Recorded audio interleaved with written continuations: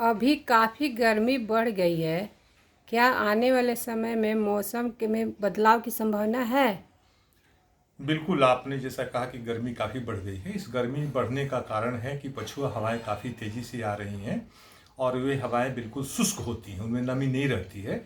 इसके कारण टेम्परेचर बढ़ रहा है। लेकिन अभी जो भारतीय मौसम विज्ञान केंद्र जो है पुणे का, उसके द्वारा जो सूचना मुझे प्राप्त हुई है, वो ये बतला रही है कि अंडमान निकोबार और बंगाल की खाड़ी के मध्य में वहाँ पर एक विक्षोभ निर्मित हो रहा है और इसके कारण आने वाले समय में एक चक्रवात बनेगा।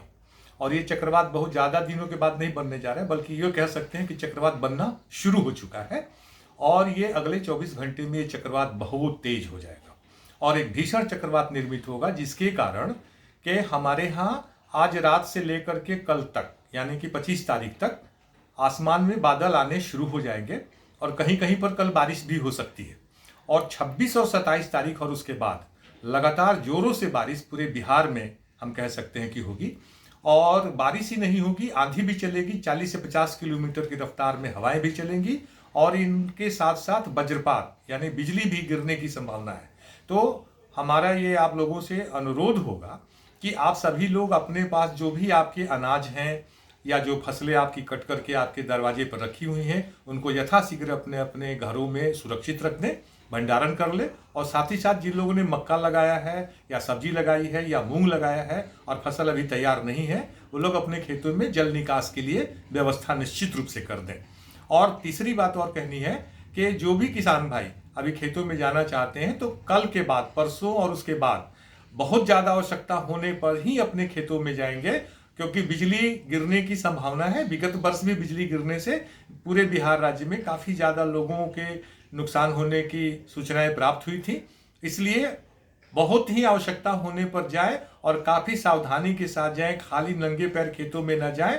और खेतों में जाना है तो रबड़ की चप्पलें पहन करके जाए और लोहे वाला छाता लगा करके खेतों में न जाएं। वहां पर मोबाइल का इस्तेमाल जो है न करें। इस तरह की सावधानी बरतें, पेड़ों के नीचे न खड़ा हो। ये सब अगर करते हैं आप, तो निश्चित रूप से आप अपने कार्यक्रम को सुरक्षा पूर्वक करने में सफल होंगे। तो ये जो मौसम है, इस मौसम में आप मान के चलिए आप कि 2 दिनों के अंदर में तापमान में काफ़ी परिवर्तन देखने को मिलेगा। हो सकता है कि कल तक टेम्परेचर और बढ़े, लेकिन इसके बाद अचानक 4 से 5 डिग्री टेम्परेचर गिरेगा, क्योंकि वर्षा होगी और ये वर्षा व्यापक होगी, मतलब चारों तरफ वर्षा होगी और लगातार 2-3 दिनों तक इस चक्रवात के कारण वर्षा होगी। अभी जो अरब सागर में जो तूफान आया था, उससे ये ज़्यादा मजबूत हमारा ये तूफान है और इसके असर से पूरे जो हमारे ईस्टर्न स्टेट हैं और उसके साथ में बंगाल है, उड़ीसा है, बिहार है, झारखंड है, इन सारे इलाकों में, यहाँ तक कि यूपी के भी कुछ हिस्से में इससे ज़बरदस्त बारिश होगी। इसलिए इससे हमको अवसर का लाभ भी उठाना है और सावधानी भी रखनी है।